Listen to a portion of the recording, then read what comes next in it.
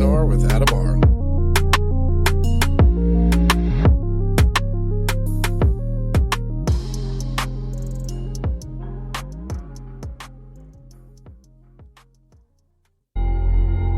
This episode of 3PNR is featured on the UnX Network.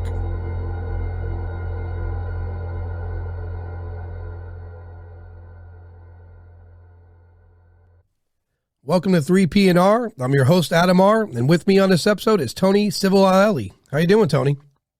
Good, Adam. Thank you. How are you? Good. Thank you for being on. I appreciate your time. My pleasure. I appreciate it. So to begin with, I usually dive in. What got you to the point of this? What got you into paranormal research?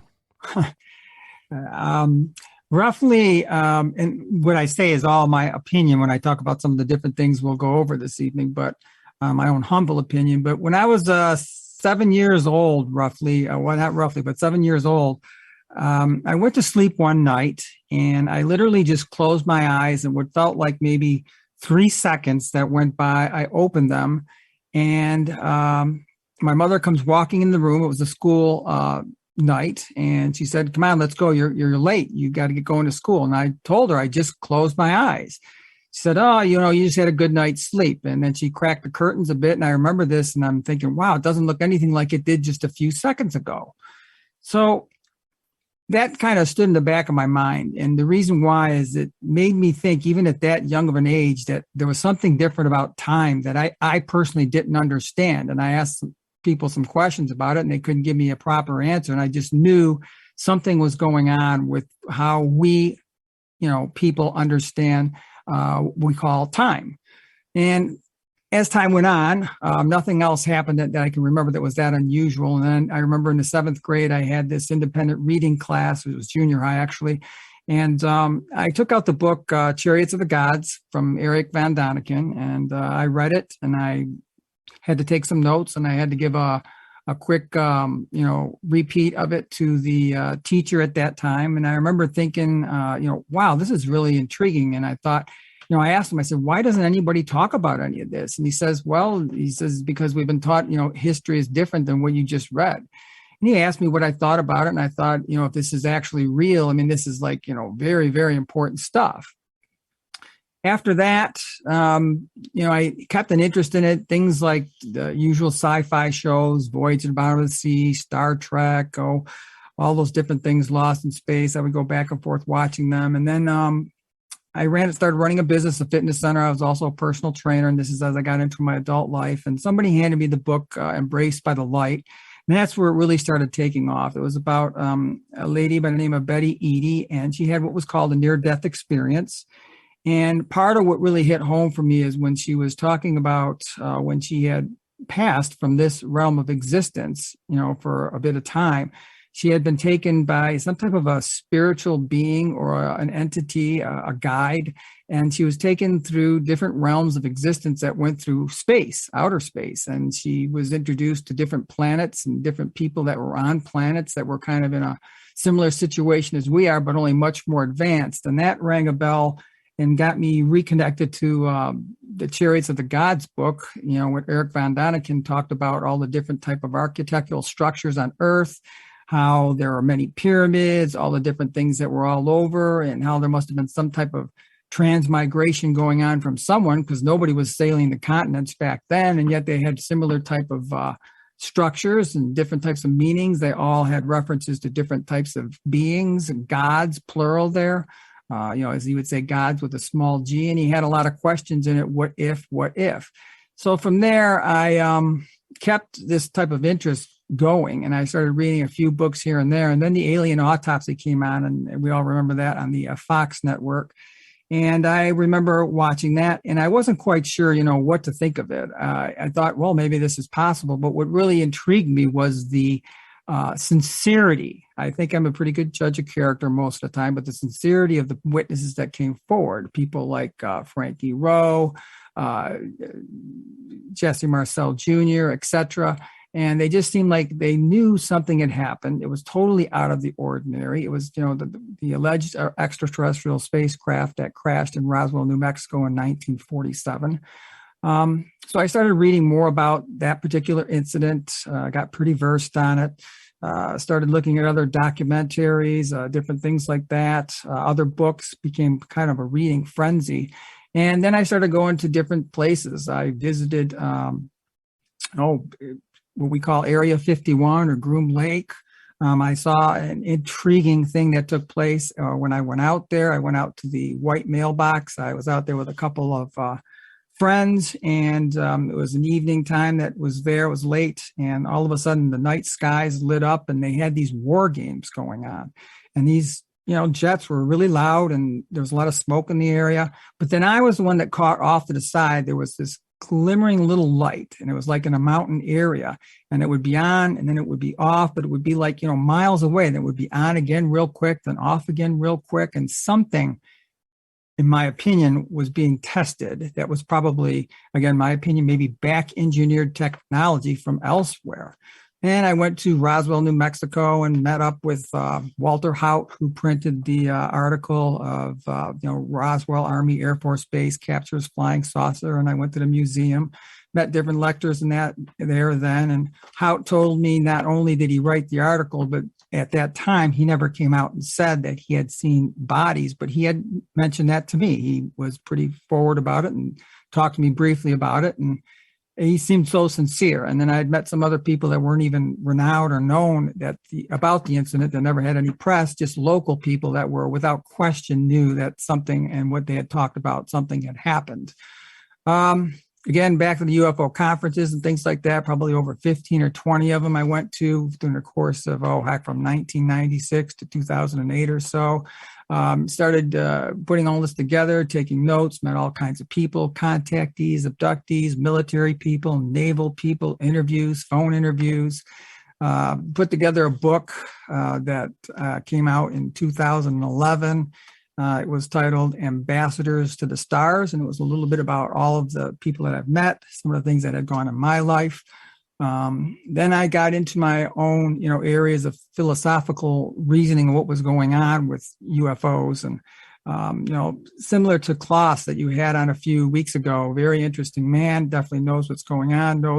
I came to the conclusion that a lot of people think, well, what's behind UFOs? There's no one answer to this. I mean, you've got things from, government back engineered technologies, possibly from what we would call extraterrestrial craft, just top secret projects that are 50 years, maybe plus ahead of their time. You've got things like potentially other dimensional energies coming in here, and in our dimension, they have to use some sort of transportation. So that could be UFOs. You've got the idea of time travel, which always stood in the back of my mind because of what happened when I was a youngster, in that short version where I just closed my eyes and opened them again, and it was all of a sudden it was there. So I thought, heck, all these abductions and things you read about, they can happen in the daytime where it's called missing time. Why couldn't it happen to somebody at nighttime? I'm not saying that's what happened to me at all, but something did happen that was strange. And so I definitely have always been open to the idea, Adam, of time travel. And that means anybody maybe from the future that can go into the past, or maybe past civilizations, like you had talked about on that previous show I just mentioned. I'm a firm believer there's been several past civilizations, and some of them have had to survive maybe underground, under the oceans, along with ETs that were advanced as well. Maybe some of them went off planet, etc. And so all those things I talked about, my theories and philosophy on it in the book, and put that together. But I also got into the idea of learning how to expand consciousness. And I had seen on the, it was the Nightline TV show about remote viewers. And I remember watching that and thinking to myself, well, who would have thought that, the military would be looking into things like paranormal and parapsychology. So that got me all into the, studying of the whole idea of remote viewing. And that took place in the early 1970s. And that was an incident that had several physicists, Russell Targ, Hal Puthoff, and others, and they got a hold of a psychic on the East Coast named Ingo Swann. Swann was an artist, but he also was a self-taught psychic, and a very gifted one, a true one at that. And they brought him out from the East Coast to the West Coast, and together they worked on some series of protocols and phases that went through the subconscious mind to the conscious mind, from pen to paper, and they produced psychic-like results, and they called this remote viewing. Well, remote viewing was just a name, really, and the military actually Stanford Research Institute was a think tank for various corporations, and one was the military, and the intelligence community got wind of that. And this is how I studied this before I actually took courses and stuff. And when they got wind of that, they got a hold of them and said, you know what? We've been doing something like this ourselves a little bit on the side. We've had some different people working on it, but they asked the group out of SRI, the scientists, if they would like a exploratory grant. And again, this was in the early 70s, and the scientists said, yes, we would. So at that time, they gave them a grant for quite a bit of money, which was at that time. And what they did, the group out of SRI, is they went out, got a few other scientists that had interest in the paranormal and parapsychology, brought them on board, went out and got several other different psychics, a few of them, and they started tweaking these remote viewing procedures. And Ingo Swann was the one that was really heading as far as the training of it, but the scientists were the ones that were doing all the paperwork, references, documentary, all that different type of stuff. And after a few short months, the results were still pretty intriguing to the military. So the military says, they meet them up with again, say, you know what, we think, this is still very interesting to us. And so they told them, they said, do you think you could teach some of our people this, which you call remote viewing? And the team out of SRI was up for that. And they said, yeah, we do. So what they did is they brought on board about 6 different people that had some training with the military that they thought, after going through several others and some interviews, and they brought them out to Stanford, and they were under the training of Ingo Swann. And they had produced some pretty darn good results. And this went back and forth because the military opened up another area, or actually they expanded it out at Fort Meade, Maryland on the East Coast. And this went back and forth. They really at them for about 20 years, maybe plus. It went under different names such as Project Gondola Wish, Project Grill Flame, Project Centerlane, Project Stargate. And the era of sci spies was born, and there was quite a bit of money put into the program. Well, in the early 90s, some of that started to leak out into the general populace, and the History Channel got wind of that. And they approached a group out of SRI and said, you know what, we find this fascinating. We'd like to do a documentary on it. And the military didn't deny it because they felt at the time that it would be a little bit more trouble than it was worth to, keep denying, because something was already kind of out. So they said as long as they had a say in how this was put together, they were okay with this documentary coming out. So the History Channel sent out a gentleman by the name of, I think it was James Schnabel. And he was a tech advisor for the History Channel, and also a journalist, an author, and a science writer. And he started interviewing some of the people that were involved in the program. He found out the Russians, even some people in Canada, may have been involved with this type of thing even longer than the United States. And so he gets pretty fascinated by it. So he starts writing a book about it on the side, and a documentary came out. It was in 1993, and it was titled The Real X-Files. Coincidentally, that was the same year the TV series The X-Files came out. And after that, it was out of the bag. So after that, the military had a backup plan. They were ahead of the time with what was going on with this. And so they hired an outside third party to come in and take a look at everything. And they came back and told them, oh, we don't think it's really worth, the resources you're putting into this program. We would just advise you just close it down now. So they officially closed the program down roughly in about 95 or so, late 94. Well, that's them, when they're shutting that down, that's them saying they're shutting it down. That doesn't mean they did. You got it, buddy. Right. You got it. Yep. And maybe it was officially, but just different areas, different locations, things like that probably took place, in my opinion, about it. And so that documentary came out, and after that, I had seen it, and I actually didn't see it when it first came out. I saw it when it was on a History Channel, when it was a repeat. And that was shortly after I saw the Nightline show. And I remember watching it and thinking to myself again, wow, this is pretty fascinating. The military, again, is working with psychics and psychic phenomena. It's the second time I've seen something pretty strong. And I said, there's got to be something to this. And then when they started talking about, when they really looked at these targets, some of these targets were very, more very top secret sophisticated, type a little things. bit more.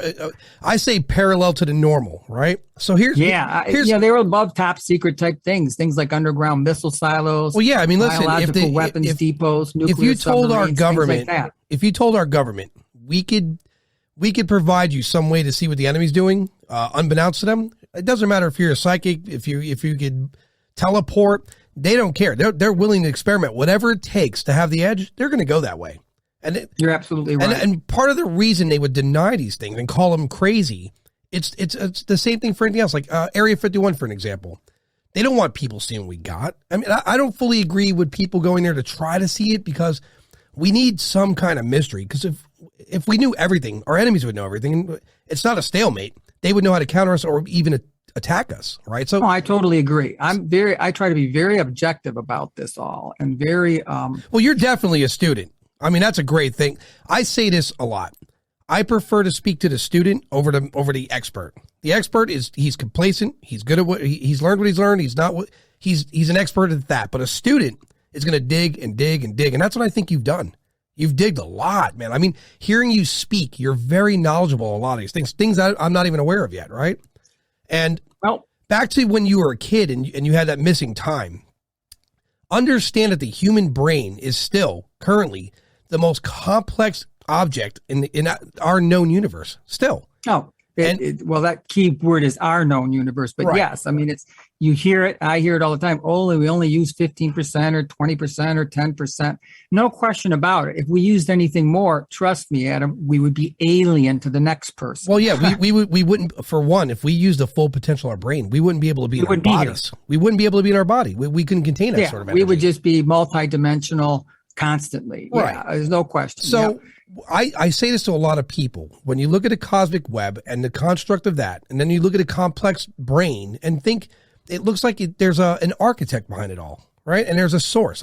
Often people reference like, well, what do you think about God? I think there's an architect of some sort. And I'd like to get in a little bit more about that after I just give a little bit more of my history as far as my actual training real quick here. As I learned all of that about the remote viewing, I then bought the book that Schnabel, or I went to find the book that Schnabel wrote after I saw that on the Nightline show.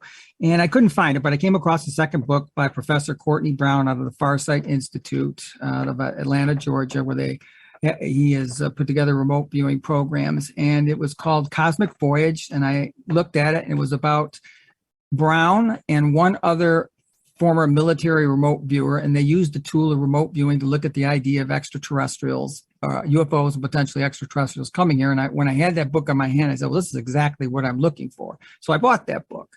So I read it, and it was interesting, very interesting. The first part was about the training and the people, some of the people involved. The second part was the bulk of the book was between Professor Brown and the military remote viewer, and they used the tool to look at the idea of the extraterrestrials visiting here, and they came to the conclusion there was not one but several races that were coming here and had been doing so for some time, and that their agendas were varied. And then at the end of the book, they had it where you could get a hold of the office if you had any questions or things like that. So I did that. I got a hold of that office, Adam, and I asked them a couple questions. And the secretary she was versed in remote viewing as well, could tell the interest that I had. And she asked me, well, Tony, do you think you have an interest in taking a class on learning remote viewing? Because we're going to be teaching civilians here very shortly. And I remember thinking to myself, and I said to her shortly, right after, I said, I don't think I'm ready for something like this. Well, she said, if you do think about it, she wasn't pushy, we advise you also take a course in meditation, because that would be good to learn before you come out here and learn the idea of what we call scientific remote viewing. So I hung up the phone, and a couple of days go by, and I made the choice to learn transcendental meditation out of the Maharishi Vedic schools at a satellite school. I'm out in the Metro Detroit area of Michigan. And one of those schools out there, I think they were located in the Mideast at the time, maybe Wisconsin, their headquarters in the U.S. And then obviously it's a Eastern philosophical practice. So I took that week-long course, very eye-opening. And they said at the end of that, you could also enhance this type of thing. We need you to practice. This was back in 1997, the spring of 1997. And maybe look into the idea of the out-of-body experience at the Monroe Institute, which was out of Faber, Virginia. So I went out to the Monroe Institute for a week-long course and studied the out-of-body experience.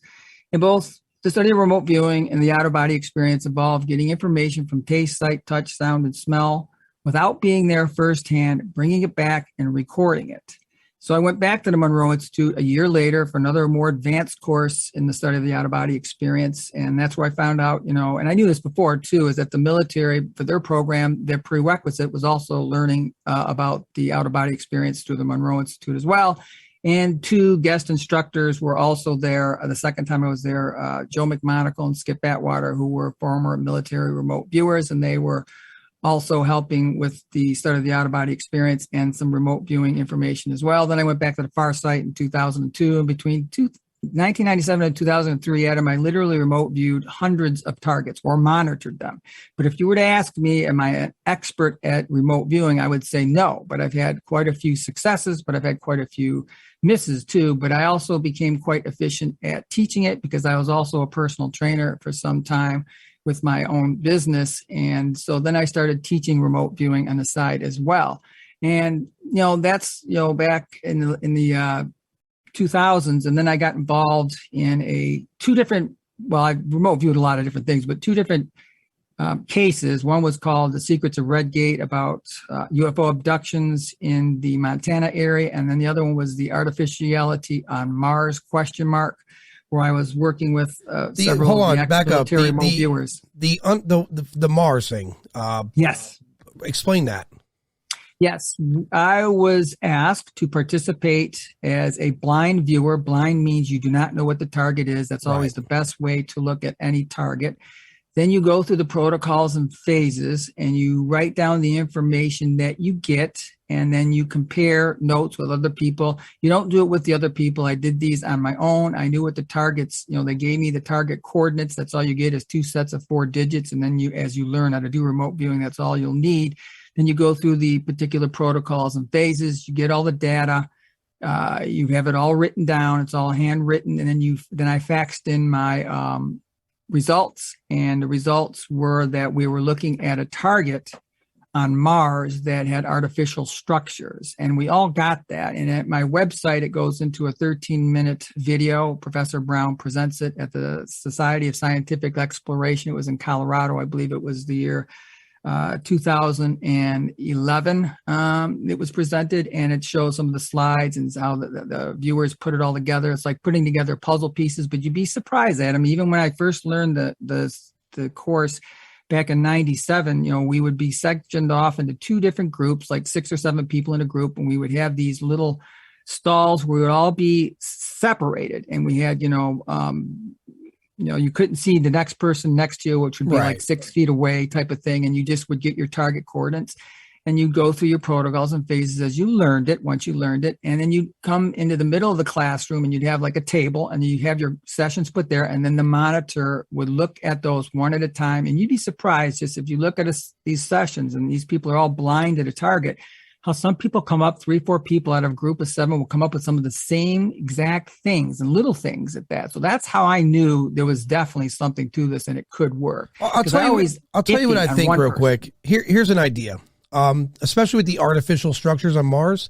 Yep. Keep in mind, for people who are doing what you're doing, it's an outer body thing, right? And you're using, and I don't doubt anything with the human brain. That's again, the most powerful computer we've ever seen. And it's also a transmitter in a way.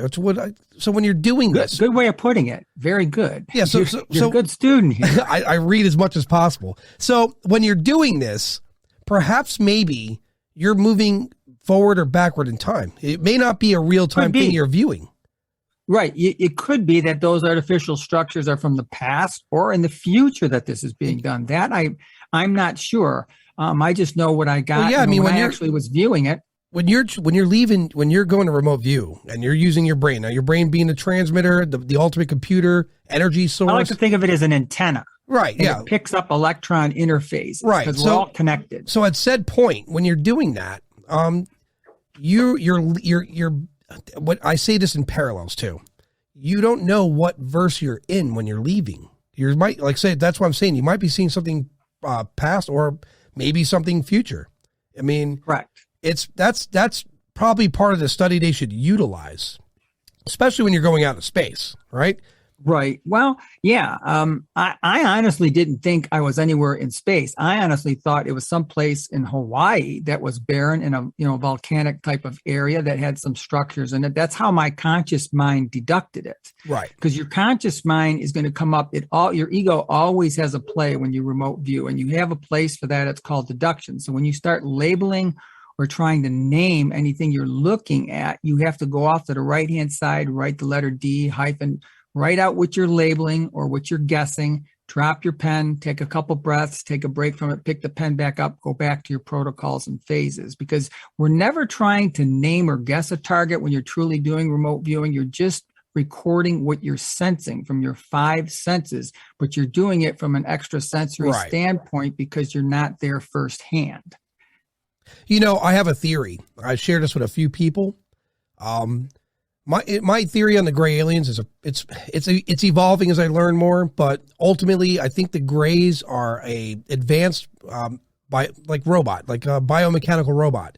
I think I call them like biobots. Right. So yeah, and so the ones that created them I think are biological, but I think they only come here in the form of they're transmitting here, right? Like you're seeing a really advanced form of like in Star Wars, so they'd pull that thing up, you'd see them speaking. Something in that nature. I mean, because I hear about them, they travel to walls. It's a good theory. I'm not going to disagree with that at all. I say it because that's what I would do. If I went to a strange planet, could I breathe that air? These people look dangerous. And if you look at humans, we're dangerous. I would definitely send the robots, and then I would probably use an advanced hologram for myself here, right? Because there's no shot I'm going to go around these people. These humans are out of their minds. Well, if that's where we really get into more of the philosophical stuff. I think I totally agree with part of what we call gray aliens. Maybe almost, I've met Jim Sparks. He's a famous alleged contactee, abductee, and he came to the conclusion that, the different races will use beings similar to grays. They may not all look the same. No, of course not. Maybe these part of these 5-star, head, 2 arms, 2 legs type of proteges, or just So here, put this in your head. surrogates. Put this in your head. The little grays are they're the blah blah blah new version of their drones. Doesn't mean one race is sending them out there. It's just the one that, hey, well, they have those little gray things. Could we buy some of those? We want to see Earth too. Exactly. That's what Spark says, that's some of the genetic material that's gained from us is used in that perspective too. They're not, yes, they are what we would call robotic, maybe some of them may be more real. Some of the taller ones, some of the ones that look like mantis beings are probably actual beings that can come and go into different dimensions and different frequencies. There's this subject. I mean, you're talking about the universe, and this is just one universe here in the 3rd dimension. In my opinion, there's many dimensions of existence, but there's also a lot of mis and disinformation in there too. So I don't want you to think I believe every little thing. Most of it, I think there's a lot of, probably black budget projects that use the same type of devices that do their abductions and things as well, potentially. Well, there's a lot we can't comprehend. There's that 15% of the brain. Yeah. I mean, we can't comprehend. We can't, the thing with ghosts, why some people are psychic, why others aren't. Some people use different parts of their brain. And I said this before too. I've read of people with brain injury that one day they could just play piano at a master's level. Now, you're right. So when you injure one part of the brain, the other parts of the brain are trying to compensate. Now you might have used what they call your better part of your transmitter. It's now the compensation part, which is why you could do but they may forget how to tie their shoes in the process. Right? Yeah. Yeah. Exactly. It's like Einstein couldn't drive a car; he had to ride a bike everywhere. Or had trouble balancing his checkbook, but we know he's a genius, so far ahead of his time in different areas. It's the black holes and all those type of things that he discovered, so relativity. You're familiar with fiber optics, right? How they work? A little bit. Well, they transmit information via light instantly, right? Yes. And then you look at the cosmic web, and then you look how it's connected to everything. And imagine if we could hone or come up with a way to utilize that cosmic web to transmit both information, perhaps maybe one day us as a form of travel, that's instant connections to anywhere in the universe. Yeah, that's like that movie K-Pax with Kevin Spacey. I never saw that. I think you would enjoy it. I'll have to watch it. You're the second person to mention it to me after I talked about this. There you go. There's a synchronicity right there. Yeah. So, but yeah, I always look at the cosmic web and I think that must be like the universe's fiber optics. And then imagine advanced beings that have figured out how to use that. Of course they can come and go as they please. Absolutely. Even us maybe in the future and some of us in the past. And even maybe some of us as we are sitting here or standing right now in a different dimension of existence, we may actually have lives that are going on simultaneously, but just in different realms, kind of like we're the radio, but yet as we tune into different frequencies, we have a whole different dimension of existence. The radio doesn't move, but the frequency changes and the song is different, or the sports report or the news report. It's all different. It's all a frequency. That's how I think dimensions are. We are in the third dimension. We're from, this number to that number, etc. I said this to other people. I'm like, when we're out there testing these nuclear bombs in these vacant areas, how do we know that? Because again, you're harnessing the power of the sun in a bomb, right? That's you're defying, atom, you're defying physics, right? So what if you're blowing this bomb up in the middle of blah, blah, blah desert, and meanwhile, in another verse, you're killing a whole civilization. You're blowing up a whole city. Or you're at least hitting the alarm button for them to come out and check it out. I mean, and that's what Linda Moulton Howe has come up with too. I mean, she basically felt that when we started doing these tests, and many people felt this, they were basically a beacon. Okay, these guys are doing this. We got to come out there and take a look at it now. Yeah. So here, I say this to a lot of people. I'll invite you to listen to it too. So we're walking in the park, and we see an ant pile. And we notice that these ants are using combustion engine cars, and they're flying planes, and they're having wars. And our response is going to be, shut that park down. Let's study this. Let's see the evolution of this ant colony. And these two separate colonies that are just constantly at each other's throats. Well, keep it to scale. We won't really get involved. We're going to pay attention. We're going to watch it. It'll be all over National Geographic, have its own channel, whatever. Until one day we see an explosion that knocks out one of their cities, which is equivalent to a foot for us in scale, right? But we're like, whoa, what are they doing? Did you just see that? They just blew up a whole square foot. So now we're going to... went from a firecracker to a stick of dynamite. Right, someone's got to look into this. Now we're going to want to see their facilities, how they're making this stuff. We're not going to get involved because it's National Geographic. So we're there to study, right? I think that's part of it. Yes. I think part of it is scientific exploration by some groups. And here's where you and I might get a little deep and philosophical type of talk too. Because I've been looking at this as a long time, and I'm learning, or I should say remembering every day. But I think as we learn and use more of our brain, and I think when I learned about the out-of-body experience and the remote viewing studies and the practices, I think I started opening up. And then I had to come up with a bigger picture still. I mean, the universe, you can't put, if you want to say God, the universe, nature, you can't put that in a box. And us at 10 to 15% brain capacity, even though one person might be using a different part than another person, and they can see ghosts, and this person can, and that person can't, it's still just a very tiny amount of what's going on. And I think J. Allen Hynek said it best, towards the end there. He said, when we discover the secret to UFOs, it's going to be one hell of a quantum leap. His key word there was quantum. Right. This goes into quantum mechanics. I mean, you talk about black holes that are above, where do they go?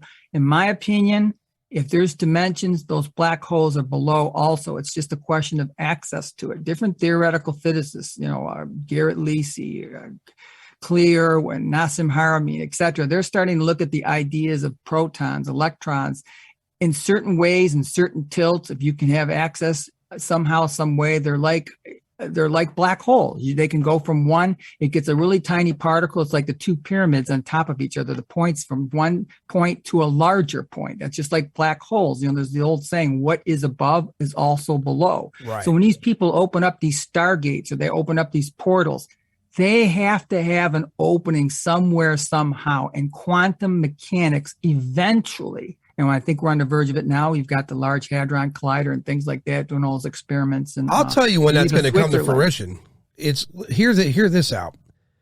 Elon Musk is going to he has Neuralink, and this is to help, in the beginning, to correct brain injury, right? Eventually, it's going to become, what it is today. We can communicate without words, et cetera, et cetera. But just like humans do with computers today, we're going to find out a way to hack that. Now, you have something attached to your brain, right? And you hack that, and you start discovering more about your brain, we're going to have no choice but to deal in quantum physics because it's exposed. Right. And you have intelligent people utilizing a super powerful chip in their head. That's the best of both worlds. I imagine that's when philosophy and science will start merging more. Yes, I've always talked about that, where the metaphysical and the science start, philosophy, they all start merging together because they're all describing or looking for the same thing. And it's just a tomato type of thing. It's just, Right. well, this is how we, say it. And it's people that have strong beliefs in other ways. So this is how we explore it and say it. But it's all still just a finite, very small amount. And I'm a great, before I used to believe, oh, there could be a God. Now I'm more of a knowing there is a universal creative source. Okay. It's just constantly creating and recreating, and it's just kind of playing itself out. This is just my philosophy on it, Adam, that's what we're all part of. Our essence, our higher frequency and essence of, goes into more of a larger scale dimension, knowing, then more of a group consciousness and, a massive consciousness, and then other networking consciousness. It's all one large energy that's constantly creating and recreating. And we have an essence, third dimension, our bodies may not be that close to it, but there's an essence to us, whether you want to call it a subconscious mind, a soul, a spirit, whatever you want, that's at a higher vibratory plane that's more connected to that group or higher source. See, and I say that because my learnings of the out-of-body experience at the Monroe Institute, and there are times where I will lie down at night and I will be getting close to going to sleep. And then when I hit that theta brainwave state, you've got your delta, which is when you're sleeping, it's below 4 hertz. Then you have your theta brainwave state, which is between 4 and 7 hertz. That's just before you go to sleep and just before you wake. And that's when you're open to more subtle energies. Then you have your alpha, which is your daydreaming between 8 and 14 hertz. And then you have 15 and 32 hertz is your, I'm glad you said beta, that. Which is your awake. I'm glad you said it. So here's a common thing I'm finding this a lot. Vibrations are big. I've spoken to a lot of afterlife people like Roberta Grimes and others, and even in psychics, even in the paranormal, I find that that's a parallel on all of these things, that the vibrations and the levels. Now, yes, I'm glad you say this because something I read struck me as interesting. Most people have near-death experiences every single night. Every night you go to bed is legitimately the closest you are to being dead while alive. When I read that, it blew me away. Well, dead in a third dimension. Well, yeah, in a state, right? So right. When you say that, so I had some wild dreams last night. I'm going to go into detail, but I had some wild dreams, and they're very real to me. So much so there's a physical effect upon you when you wake up.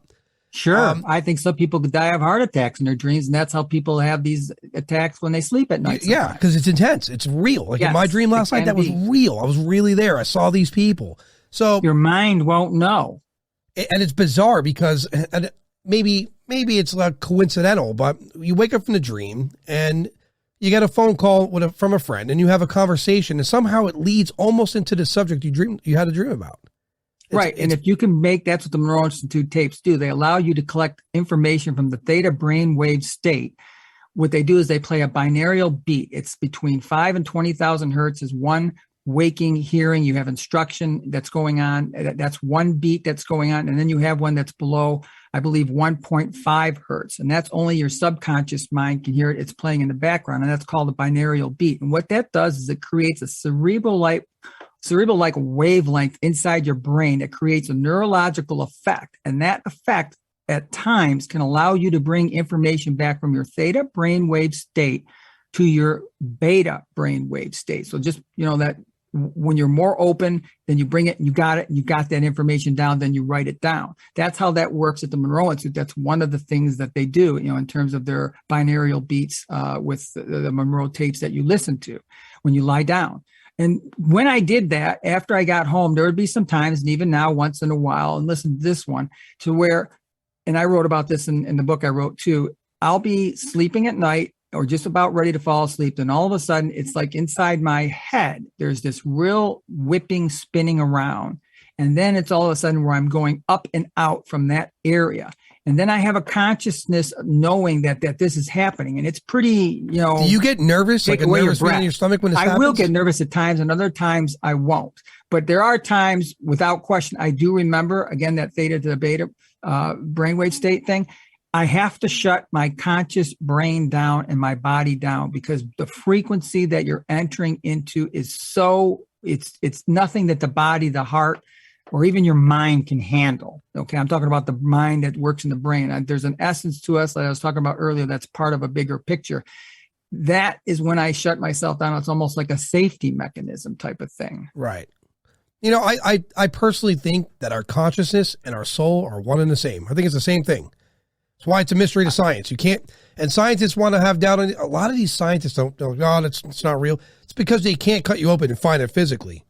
But right. You also can't physically cut open a brain and see a memory, but we know they're there. Well, let's put it to you this way, Adam. Hundreds of years ago, it was physically impossible to get a bacterial or viral infection because they couldn't see it. They couldn't measure it. Now, due to subatomic, microscopes and all the different things that we have going on, you can easily pick up viruses and bacteria and things like that. But that was all science fiction back when the world was flat and all of that type of stuff. If you go back to that time, you showed them a smartphone today, you get burned at the stake. No questions. Absolutely. And so it's really, Giordano Bruno would agree with that. Yeah, it's really about opening your mind. You have to listen. It's a big deal to me when I hear people say things like, "Well, I just don't see how it's possible." Well, then you can carry on your complacent way and never learn new things. Congratulations, you're stuck where you are. I make room for a lot. I thought like that too, and I'm not saying better or worse, but then I realized, as we go into the bigger picture, you have to have yin to have yang. You got to have yellow to appreciate blue, to understand what red is, to understand and appreciate orange. If everybody thought the same, I think the creative source would just be bored off its cord. So I think it goes through all these different. We would get recycled. We get recycled. Yeah. It's all the infinity loop, Adam. I say that. I'm glad you said it, 'cause that's one of the things I have. So when I started this podcast, my belief system was this. When you died, the computer turned off, and that was it. Lights out. Now, after reading and interviewing and learning more, I come to the conclusion that, again, our consciousness and our soul, same thing. It's just we're pure energy. And then you look at our brain. You look at the construct of the universe, or the connections of the universe. And I think we get recycled, or we go on to the next level. Depending, here's another kind of how I think. If you're a good person here, and when you pass, your energy gets passed on to some other portion, like do that little cosmic web, our fiber optic cables, it goes somewhere else where good people go. If you're a bad person, you get recycled. You got to start again. You're a jerk. Try again. Right? But you need that though. Yeah. You got to have those yin and yangs, because if you have nothing to compare or to measure it with, you have no experience. If I ask you a question, Adam, are you a good person? What would your answer be? I'm a terrible person. Selfish. Okay. But you got to have something to compare it to. Whether you say you're a good person or a bad person, I would say you're more of a good person. I think you're learning. You're becoming more and more aware every day and remembering what you're connected to. But you can't even make statements. We couldn't even communicate at this level of existence, the third dimension. I think as you go into higher frequencies, it's less difference in what's going on. Maybe not, the fourth dimension per se, just for a figure of speech, or maybe icons or archons there that are, what we'd still call negative and trying to influence us a certain way and all that type of stuff. And we would call them whatever, extremely negative, devil, demons, Well, here's what you're describing right now. You're describing a well-oiled machine. Absolutely. That's exactly it's the source playing itself out. Yeah. So by saying that, that's why I think there's an architect above all. I think the misconception, people are like, oh, there's a God. Sure there is. It's an architect. He's the creator of all. What is it, our physical form there? Who knows? And it's good to have mystery, because without mystery, again, it's that same part of that archetype. That's what I mean. You got to have it or you have no experience. Right. It's like the whole Shakespeare thing. The world is a stage type of thing. How we look at players on the stage, you got a good person, a bad person, a victim, and this one dies, that one lives, and at the end of the play, you pull the curtain and they're all there standing again, taking a bow, and you clap. You like the performance. Well, maybe the soul or spirit, as you're talking about, that part of that aspect of existence, in a relative way, looks at our bodies. Right. Here's what I do a lot, especially when it comes to aliens. I try to compare. I do it like if I were the alien. If I'm traveling with myself and other aliens, and I stumble across, let's say I come across planet Earth, made a wrong turn in the universe, and I look down at these people and I'm like, holy crap, these people hate each other. I'm going to watch for a while, because I don't think they're ready. I'm definitely not ready to speak to them. They're dangerous, but I'm going to observe because they're interesting too. It's really, we're the best channel there is currently. There's every kind of entertainment here on Earth, every kind. Oh, yeah. But the biggest disappointment for our planet currently still, and I say this a lot, and I don't want to beat this dead horse, but we're still racist. How is that possible? How is it possible now in this because we don't live that long. We're still trying to live longer and pass out advices. And maybe this is more of a, again, maybe somebody needs this play out to take place, and it needs that type of thinking for a little bit longer. But you got to remember, we're not as bad as we used to be. 200 years ago or 250 years ago, only white, wealthy landowners could vote, Right. And then male at that. So, it's nuts. Then it got, and then so we got, there was slavery and things like that. I mean, I'm not saying we're perfect, because we're not. If we were, we wouldn't even be vibrating in this frequency. But along that infinity loop there, we've come a little bit further than we were 150, 200 years ago, even I agree. 50 years ago. Yeah, I mean, agree. now you go to a major university, Adam, and you've got, African-American, Indian, Middle Eastern, white, Asian, they'll all work together on science projects now. That was unheard of 50 years ago. Yeah, it's too bad we can't do that in communities, right? Because that would be Well, great. eventually, if we keep brainwashing the youngsters, but maybe somebody has a program there. I used to own a fitness center, and as long as, and you had all kinds of kids, all kinds of races, different that we had a children's center, and again, all different types of backgrounds, ethnicities, etc. As long as they all had enough toys, they never fought. Right. Yeah, listen, I grew up. And they didn't care what color or anything else that was going on. Yeah, That's all learned behavior. I grew up in Brooklyn, and I didn't even know what racism was till I moved to Florida, and I was in my teens. I didn't really I mean, of course, you had an idea, but I didn't really fully comprehend what it was. In Brooklyn, in my neighborhood, it was predominantly Spanish, Italian, Asian, and Black, all in my neighborhood, right? Right. And so when you went to school, you didn't see Asian, Black, or white, or Italian. You didn't see that. You just saw John or Jason. You didn't. That's all you knew. It wasn't until I came to Florida and I was in my teens. It would be the same way with ETs if you were in school with ETs, like it is on Star Trek. It wouldn't even matter unless you're conditioned to think differently. Right. And that's so you come to Florida and here, so people understand. Florida, when I came here, every big city moved here because they all had the same idea. I'm going to go to Florida, give my kids a better life. Well, you made it a melting pot. And when you put that many diversities, and whether there be, and it starts in a home. It's a big thing too to say. Like we said earlier about how they're conditioned, starts in a home. If there's disgruntled children there, they're gonna, and kids are mean, period. But when you have a disgruntled and you have something like a race card you could throw around, and that's how I learned it, by the way. I didn't hear some of those words slubs in my teens. I was shocked. I was like, what? Yeah. So, circling back, now you have another race of beings, more advanced, and they see what's going on here. We're better to observe than to interact with. We're much better to observe, safer anyway. Well, I would agree with that for at least for now, Right. But until we start working out more of our differences. And again, like I pointed out, we are getting better. I mean, I like to have hope with the human race on that cycle of that infinity, loop there. But it just, I'm so objective about it now. I just think it is where it needs to be. And there's others that need it there as well as we do, but it's not about, there's that old saying, yesterday I thought I was very smart and I was going to change the world. Well, today I'm much wiser and know I can change myself. I mean, that's how I look at it. And you should, and I applaud that. And I'm not here to change anybody, even though I may learn and remember more of who and what I'm part of. But every person that wakes up a little bit more because people like you have a show, or people, like at least, is it Gomez, Christina Gomez? Yeah, she's fantastic. Yeah, absolutely. And Claus, and I mean, the name goes on. Claus got me grounded in reality. I appreciated him. He really grounded me in reality. He made me rethink a lot of things and reevaluate a lot. It was a good show. I listened to it twice. I was really impressed. I appreciate it. Yeah, he's in the know. I'm going to have him on again, definitely. He's so right. Again, after speaking to him, I had to sit down and rethink a lot. And that's how I evolved. My thoughts on certain things evolved. And that's a great thing because, again, I'm always going to be a student. Even if I become the leading person who speaks about this, I'm still a student because I don't know everything. I've been playing pool. I don't think you can in this dimension, but you can at least be aware of things, right? And be open to them, and that it all starts with having an open mind. And then I think you've got to take out, relative subjectivity and try to be more objective if you can do that. And that was the route I went. And once I started getting into that, the peace of mind started coming more regularly, and understanding that I'm part of a creative source, kind of playing itself out.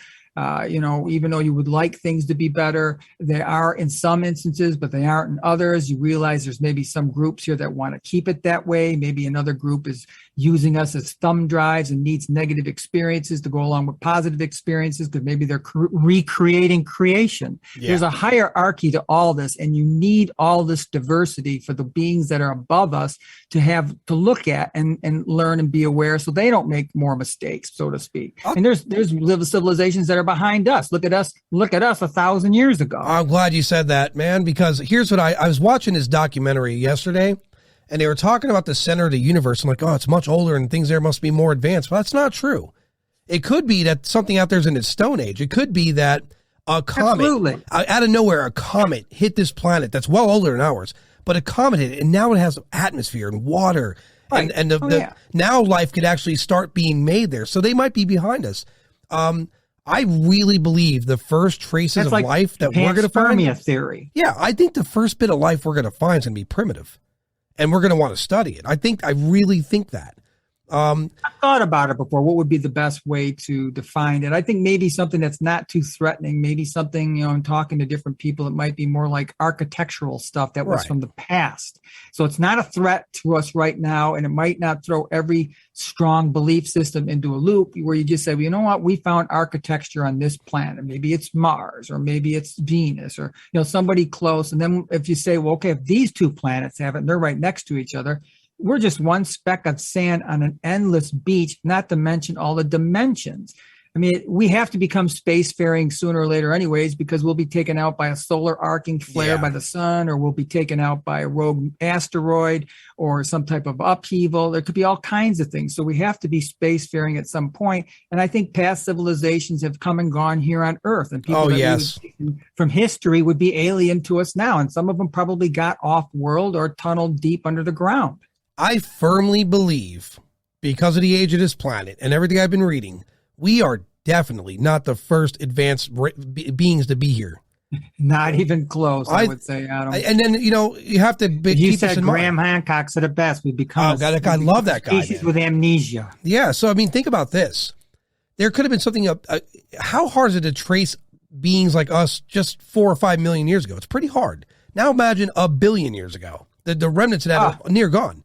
So there's no such thing as time. That's a man-made brain construction. Right. The universe of the source is not time. It's just like I don't believe in the Big Bang theory very much as I used to think or take it into consideration. Same here. Where is that bang going? It's got to be going somewhere that's already there. It's not creating it. It's already there. So space and time, back when I was 7 years old, it's not what we think it is. It's a measuring tool in this type of existence and this type of experience, so to speak. Yeah, because if you consider this, man, if according to Big Bang theory, and this is what gives me the problem, the star alignments are pretty much the same for thousands of years, and everything. Look at Mars. When you look at Mars, when you're on planet Earth and you see Mars, it passes through the sky. You have an idea of what time of the year and how it passes by. Everything else should be moving further away in that theory. And I don't know. Right. I feel like the measurements are pretty much the same. Yeah, I think that I do believe the Big Bang theory, even though I just contradicted myself. I believe they go on, but I don't believe they're creating the universe. I believe there's universes within universes, that it's just going into other realms, other universes. I don't believe it's just one thing and all of a sudden as it goes out, it's being created. No, it's going somewhere. Yeah, especially when, and I say this to a lot of people, does it occur in nature often? Sure. If you look at a cosmic web, look at a brain, look at a spider web. That's where the cosmic web got the name cosmic web. It looks like a spider web. It's a reoccurring thing, but it's because it works. And architects, they might... And beautiful in design. Right. When an architect designs something, this works, but what materials you use after that depends on how your technology evolves. So it's going to remain pretty much the same. That cycle. Yep. In that infinity loop again, where it is. Yep, I'll tell you when I think intelligent beings watching us are going to reach out. Here's what I predict. Eventually, Elon Musk is going to take us to Mars. And the requirements to go to Mars is what your contribution to that planet is. What can you do here? They're not, look, on the application, it's not going to ask you what your race is. It's not going to ask you what your religion is, your politics, none of that. Right. What is your contribution to that planet to make it livable and habitable for mankind? And it's going to be terraformed. Right. It's going to be science driven. And these are going to be like when we remote viewed that, it's being terraformed, whether that's in the future or it was going on back in the early 2010, whatever it was. Some very talented remote viewers, and I'm not even including myself on this because I won't say that, but very talented people in that genre have came to the same different conclusions that something is going on there. And it's definitely underground water, whatever you want to call it. Like a reservoir. Yeah, reservoir. It's something is being developed there. I honestly believe on it. When you were telling me earlier, the first thing that popped in my head is like he's in the future. Not that saying psychic, but again, when you're using your powerful computer to leave and to remote view, you're passing through a plane that we don't comprehend yet. You might have been 1,000 years in the future. You don't know. But the only thing was to say on that, and I don't know if I mentioned this initially, is we were remote viewing different pictures that were taken by an orbiter that looked at Mars. And if you go to my website and look at that 13-minute video, those were the actual targets that we looked at, and they were taken by our space time, maybe 15 years ago or 12 years ago or whatever it was. Have our rovers gotten to those locations yet, or no? Oh yeah, we've circled and taken pictures of it and all kinds of stuff with Mars. Yeah, but for the spot you're talking about, did the rovers make it to that location yet? I'd have to look and see, exactly if I can find what that was in terms of. Because a lot of people ask me, one of the questions I'm supposed to ask. Yeah, it was called Source Photo, Mars Orbital Camera, Narrow Angle Image M11. It talks about it, NASA Jet Propulsion Laboratories, Space Science Systems. That was it. And then those were the targets we looked at from those camera images. Huh. Some of the questions I get regarding Mars is, why haven't we gone to the poles to investigate? And, I initially was like, well, maybe because it's already a cold planet. Maybe it's just frozen. It's infeasible for the mechanics of the machines.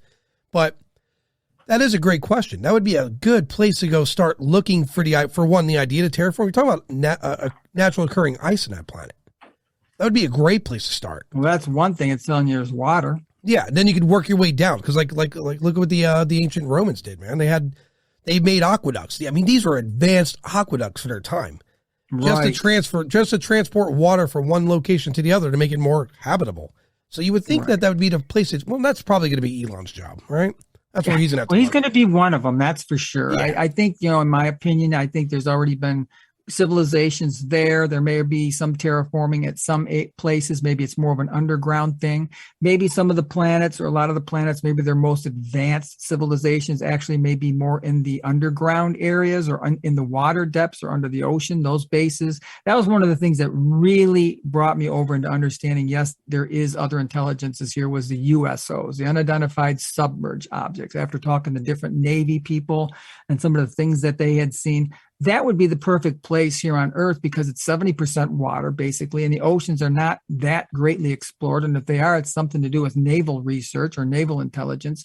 And that would be the place for them to operate. And if they can have bases on the bottom or even underneath those areas, you're talking about such an advanced civilization. And there's been other whistleblowers that have talked about, working in these black ops programs, and that, there's ETs that are kind of like our genetic cousins that come here, and that work with us because they're in this dimension, even though they may be more advanced than us. But there's other ETs that have bases here that are more almost multi-dimensional. And even us and the ETs like us that are around our sophistication, our advanced, corporate black ops technologies can't do anything about it because they're so far beyond even their comprehension. And that's where I got into that whole idea, the philosophical, it's a bigger picture. There's beings beings beyond just ETs, dimensional, physical, quasi-physical. And maybe I think somewhere down the line, Adam, at the very tip, only to start another beginning, there's such an advanced group race that's recreating creation, because that's the essence of who we are, Adam. We are creating. We like to create gardens. We like to create artwork, music, procreate, all these things. We are explorers. We're not even content. We're not even content with our phones. Nature. That's our innate nature, that true essence to create and explore. And that's why we're all, I think, in somewhere, some aspect of ourselves is part of that divine, universal, creative source that's omnipresent everywhere and everywhere that's beyond space and time. That's why we spend a lot of time looking to the sky for answers, man. It's because just how you said it. We stare at the stars for answers. We must equally look inside ourselves. Right. The masters talk to us too, whether it's Christ or Buddha or Krishna. The kingdom is within as well. Just as it is outside, it is inside. Try this on for size, by the way. Now do you bring up the underwaters, right? And there was a military video that I saw recently where I think it was in night vision, and this thing, so you hear him say splash, it goes underwater, no sounds. I amplified the volume for that in my Sennheiser headphones to the point where it was ear piercing, and I never heard a splash. And you could see that object, which tells me it's displacing the space around it. Oh, right? yeah. So now, it has a vacuum around it that basically takes out, any type of inertia, whether it's going through space and you've got that whistling, or you're going through water and you got that splashing. There's no question. Some of these USOs are way more advanced than even the technologies that we have that are part of our advanced or even extraterrestrial advanced types. I think there's other beings that have technologies that come here periodically and use wormholes or stargates, et cetera, that have their own projects going on. Yeah, I mean, here, keep this in mind too. I've said this in the past. I've evaluated the David Fravor, incident over and over again in my head. It goes from 80,000 feet to 0 feet to, all right, so when he first sees it, there's something underwater already, and then the Tic Tacs above it. So This is where my imagination comes into play. Why is that happening? Well, the answer is pretty simple. They're transporting something from space. That is their elevator down to the ground level. Yep. You're transferred to that underground vehicle, which then takes you to a base that may be underwater and in the underground of the actual continent. Absolutely. I think you got that correct, Adam. I think they're going through space and time way different than what we understand it to be. Right. So their ability to transfer from one vehicle to the other is not something we can comprehend. And now here's the other thing. Doesn't mean we won't. They could, now you have to understand this is an advanced technology, so they could hack. So someone brought this up to me, and I was dumbfounded by it too, but it ended up in his cap point, the place of origin, where they were supposed to be, and no one's supposed to know it. And then I thought about it. This thing could easily, if it's moving forward and backward through time in a way we can't comprehend, it would know where to be. So it's not a fact that it was there first. It was there before. Yeah. Beforehand. It's point A and point B. That's why I think some UFOs think of this. They're in similar locations, only sometimes somebody will see that location and there'll be a UFO report.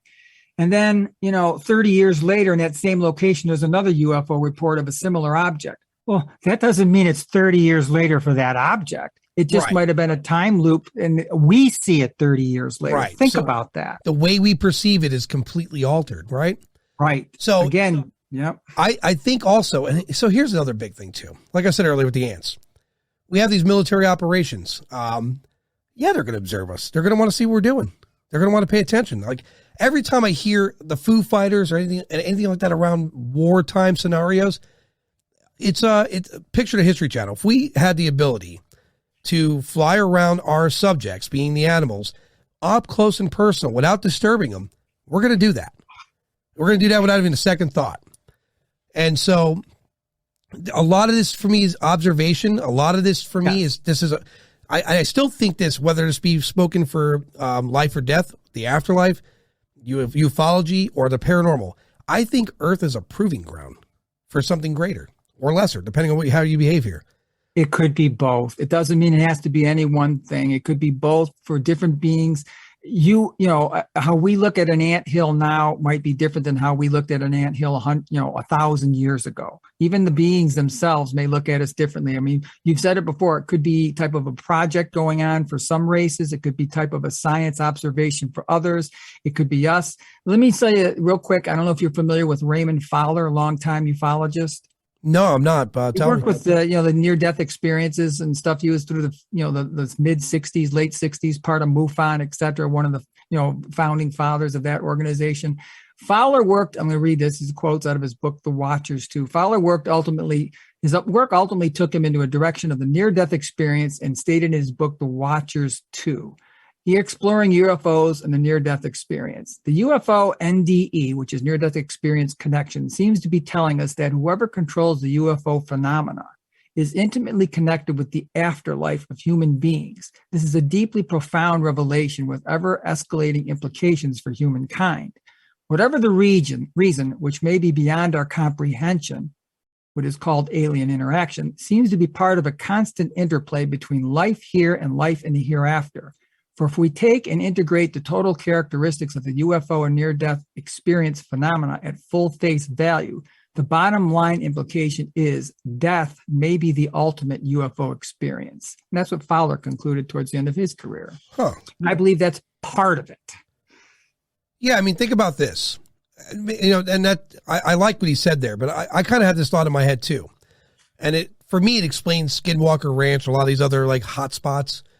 So we're obviously the target of an observation, right? And that doesn't mean one race. There could be one of these alien races that they have the operation, and the other ones are paying to get in on it. We want to see too. So anyway, That being said, they're observing us, and this phenomena happens. They're watching us, and they see something else, and it's one of our spirits that are lingering behind. Because my thought is spirits that are here, they elect to be here, and/or it was an instant death, and they're in a state of confusion. But in any regard, the alien sees us like, what the hell is that now? Now we got to study that. So, and they're of course they're going to pick a large place that's vast where they could do the study where they saw these initial things. Now, bear in mind, when they're observing these things, we don't know. Like, I've heard people say things about portals over Skinwalker and other locations, but if they're going to set up shop somewhere, like a vacant area, their best technology is going to be there. And of course, abnormal nonsense is going to happen around that. You're talking about energy that's altering the physics around it in every way. So I think about that often. Like, what if something like maybe ghosts aren't, normal for where they come from because they're an advanced life form. So when they're done, because in order for an advanced life form to come to Earth or travel the vastness of Earth, this is a species that behaves like a species. They're unified. They don't see one another as different. Race doesn't play a card there. They don't care if they're wearing Nikes or whatever else. They're behaving like a species. And you have to be in unity to do that. So perhaps when they pass on, their energy goes right to the next level. There is no ghost on their planet, right? Because they're mentally there. Humans, not saying that we're primitive. Well, we example it often, but we have, again, that's why I think Earth's a proving ground. I think for our species anyhow, how you behave here is whether you get recycled or you go to the next level. But they observe something like this here, and that's caught their interest. And I agree with that. And they're going to study that just as badly as they're going to study us. Yeah, I agree that's part of some of the beings that are coming here. Some of them, yes. Yeah, because again, like the orbs, and I bring this up a lot. I hear about the orbs both for ufology and the paranormal, and there's a lot of parallels. If you listen to the episode I have with Steve Murr, he's a parapsychologist. He's a specialist in the paranormal, and he's noticed that the parallels exist as well. And there shouldn't be barriers between these two worlds. They should study together because these orbs, they always seem to be around where there's apparitions and/or when there's a UFO sighting. Now try to figure this. And this is me putting myself in the place of aliens. I need technology that could go down there and be my drone and see and observe what's going on down there without me having to go there. And that's what I think some of these orbs are, really high technology form. Because I hear people say that they behave intelligently. So when they're observing ghosts and/or us and/or whatever they may be observing, that's what they send out ahead of themselves. That's a recon drone, in my thoughts. Could be true because they also could be part of the reason why crop circles are created as well. I'm sure some people you've heard about it would see orbs coming out of crop circles after they're formed. Sure. And, you look at these crop circles, how complex they are. There's a lot of that people did. There are there's no question. Yeah. It could be lasers too. Yeah. There are some I looked at that if people did that, I don't know how they did that. There's that select 1% that I see that in my mind, there's no shot a person did that.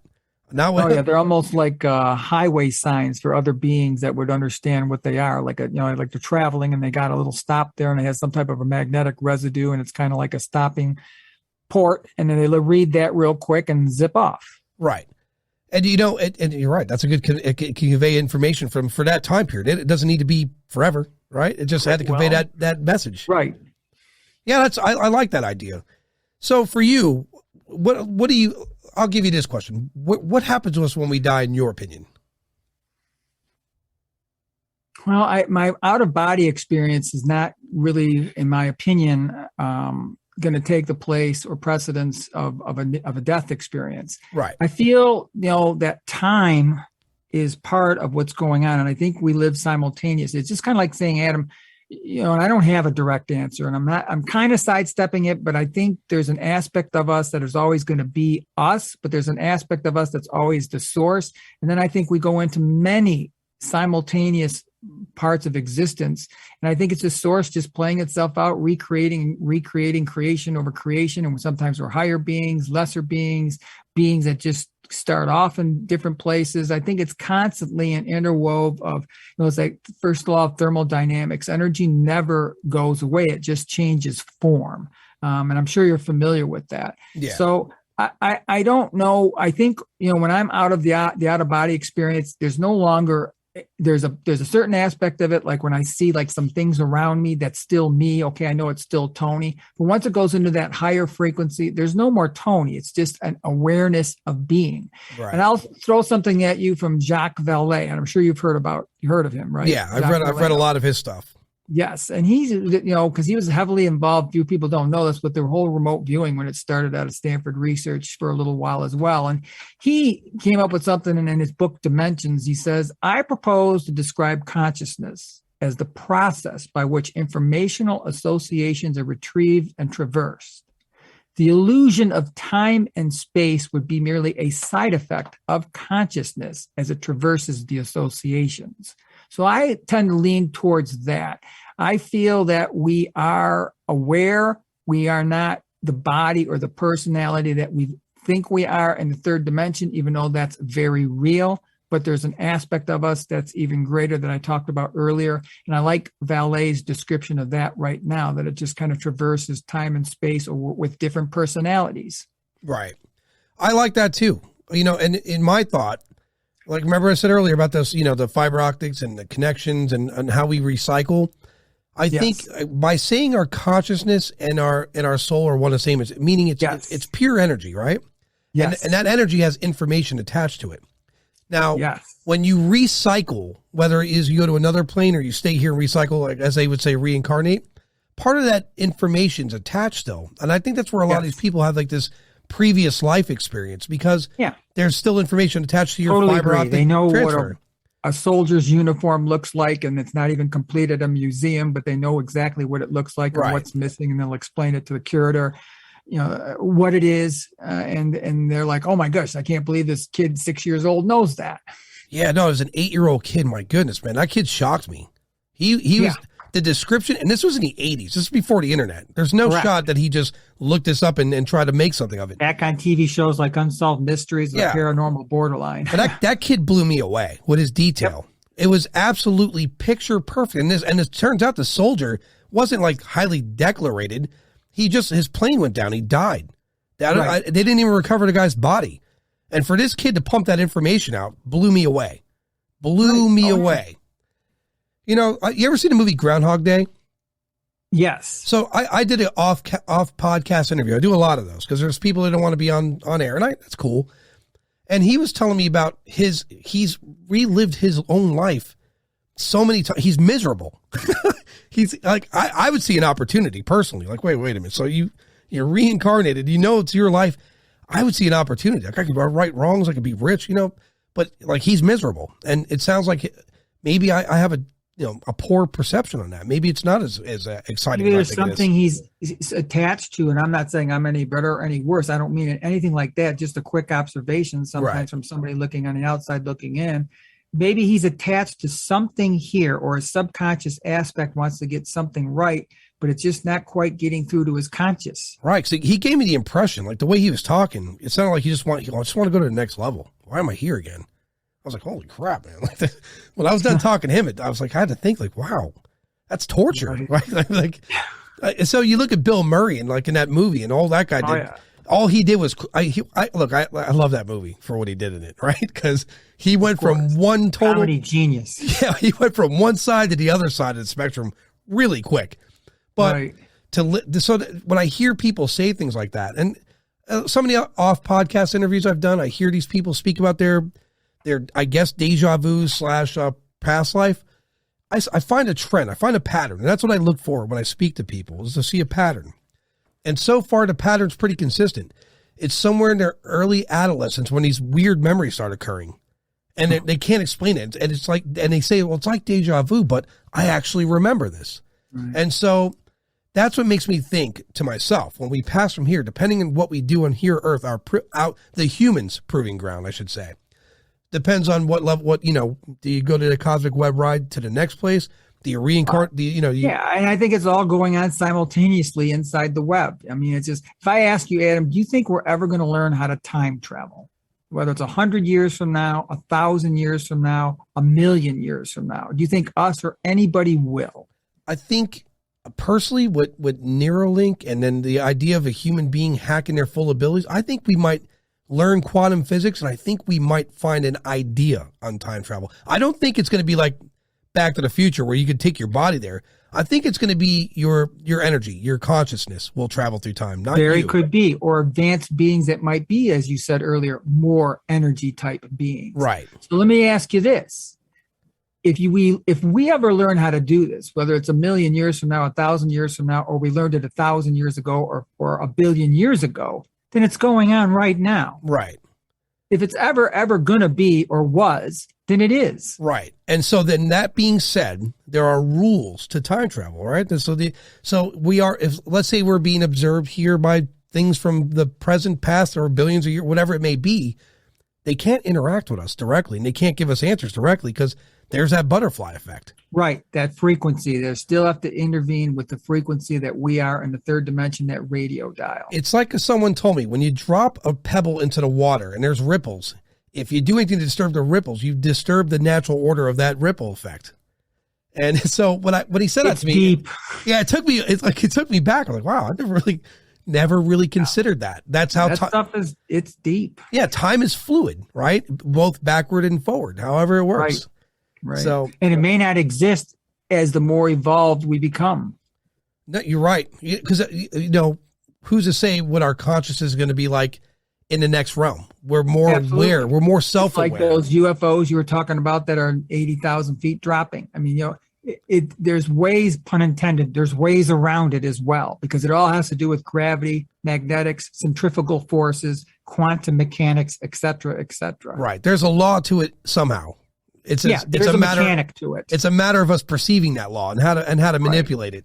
Yep, that's why it's called quantum mechanics. That's why when the paranormal is like, well, a ghost touched me and it hurt, and I tell them, and I say this a lot, like you understand, whether they want to touch you to be positive or negative, they're manipulating energy to touch you. It's not going to be pleasant, and no matter how they do it, So Ghostbusters. Yeah. Oh yeah. There's Bill Murray again. Yeah, that guy, man, keeps hitting the home runs. Well, Tony, before we close, let's talk about. He is a big baseball fan, by the way. So who? Bill Murray? Oh yeah. When you said keeps hitting home runs. So. Yeah. So before we close, let's talk about mention your book and any other platform you want to put out there to promote yourself. Oh, and I appreciate that, Adam. I wrote a book. It's at my website. The website is learnremoteviewing.net, simple, learnremoteviewing.net.